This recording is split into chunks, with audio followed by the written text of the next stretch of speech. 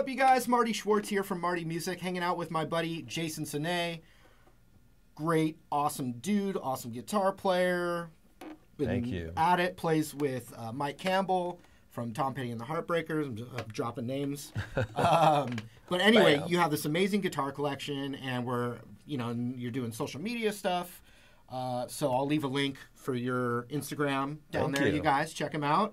Really fun stuff and lots of guitars to drool over. Speaking of which, this is another from your fleet. Yes. Obviously, it's a Gibson ES335, and that's why I've got my Heritage right now because it's from the original Gibson factory. They were born in the same place. They were made at the same place, although I'll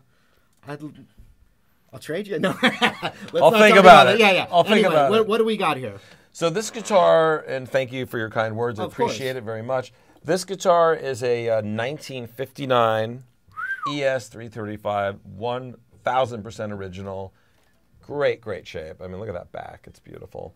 And I think what makes this guitar really extraordinary are these pickups. These are the PAFs. These are the same exact pickups that Gibson put in the 59 standard Les Pauls, which are, we all know, the Holy Grail. The Holy Grail pickups. So these pickups are becoming almost on their own as valuable as if you took them out, the whole guitar. I mean, they're just becoming more and more valuable because there's less and less of them, and sometimes they go bad over the years. So 59 ES335. Yes. In Sunburst. And it's a real player, too. I mean, sometimes really old vintage guitars, they look great. They don't play great. I mean, it's like organic materials that can change over time and whatnot. But that thing, that's a work of art right there you got there. It's a beast. Not bad. Did you use this one a lot when you're...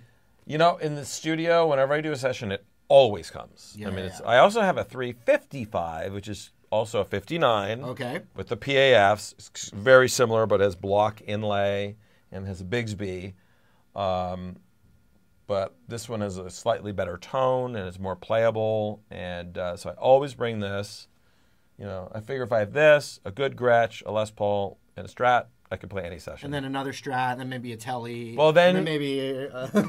I love the other Strat and the Telly.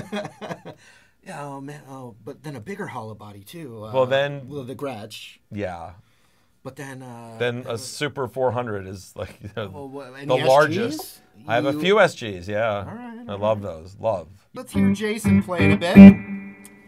So basically with the 335, you know, I use it very much like I would use a Les Paul. It's exactly the same type of circuitry and pickup selection and pickups. And for just basic rhythm playing, I like to, here's the middle position, roll off some of this pickup.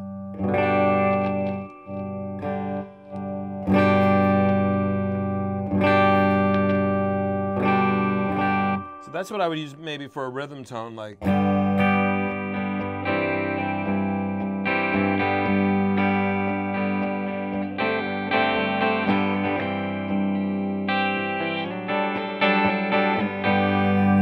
And then when you go down to the bridge, it's like almost like hitting a pedal on.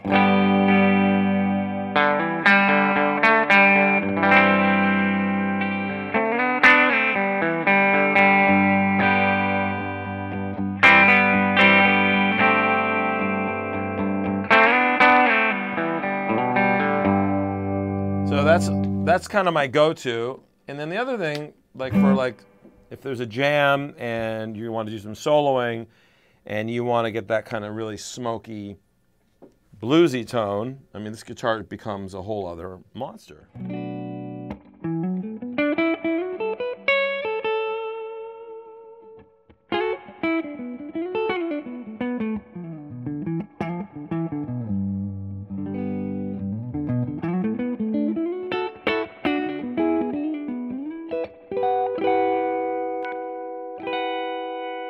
Or just right in the middle is just for the kind of funky, real straight up.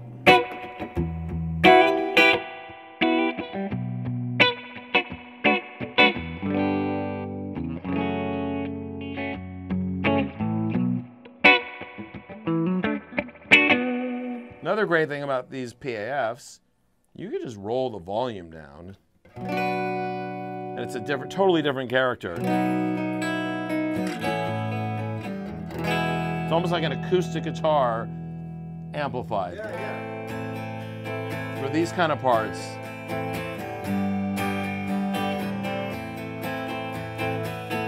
And then just, other than my dirty jack, there we go. Oh, it's the pots. Come on.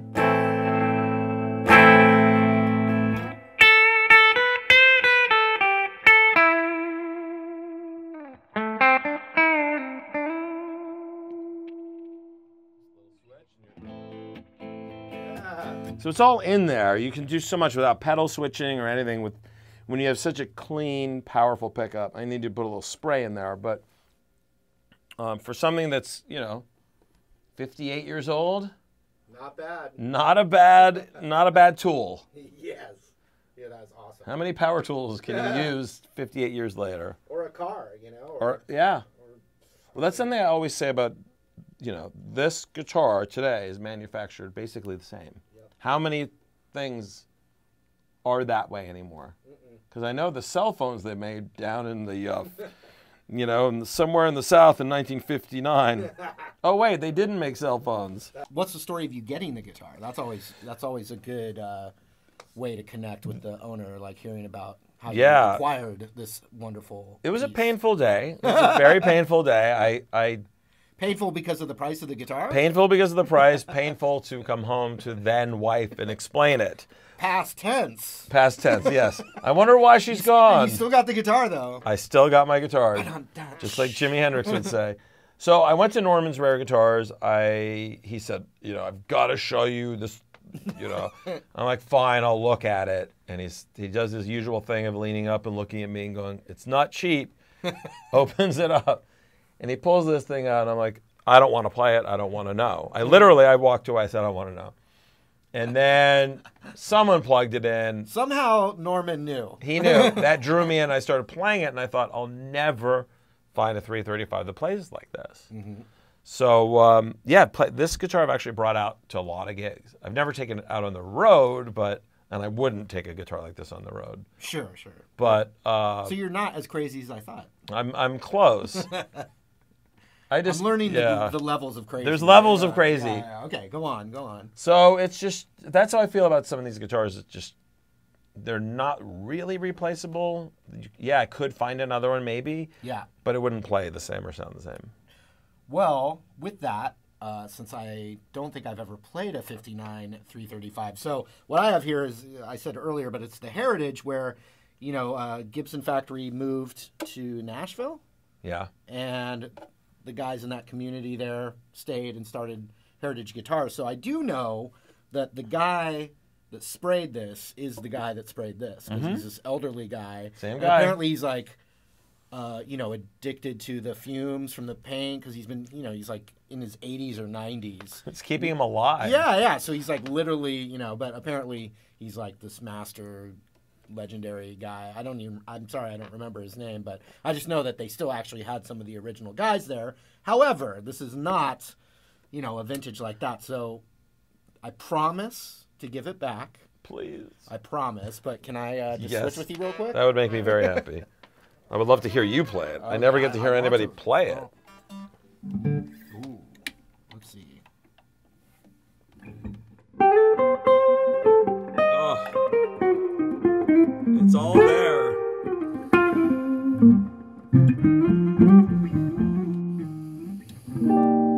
Oh, man.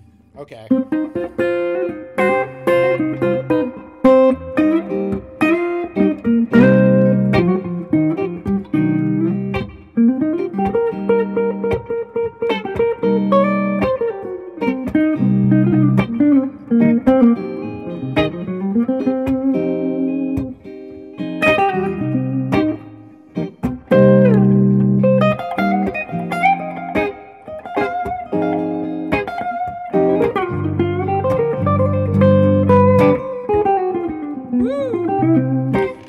I gotta stop. It is amazing. It's crazy. It really right? is amazing.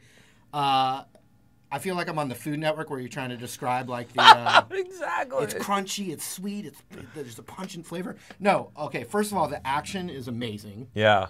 The neck radius is perfect for perfect. my hand. Mine too. You know, perfect for my hand. Going through the Boogie, which is a contemporary amp, but with the amount of reverb on there, I mean, there's no pedals or anything. Yeah. And just playing just now, like, I don't have that desire where, like, I wish I had, like, a tube screamer. Right. It's just like... It's there. It is butter, man. Yeah, it's all there. It is butter. It's the real deal, man. I mean, because, well, the bottom line is, for what it costs, it has to be. Yeah, for what they charge for these things. I was hoping that I would grab it and feel the way that I honestly feel about it. Like, yeah. Well, yeah, it's pretty good, but no, it's the bee's knees. Yeah, they're just stunning, and when you get one that's a really good example, yeah, there's just nothing like it. Well, why don't you go through all the ways you like to dial?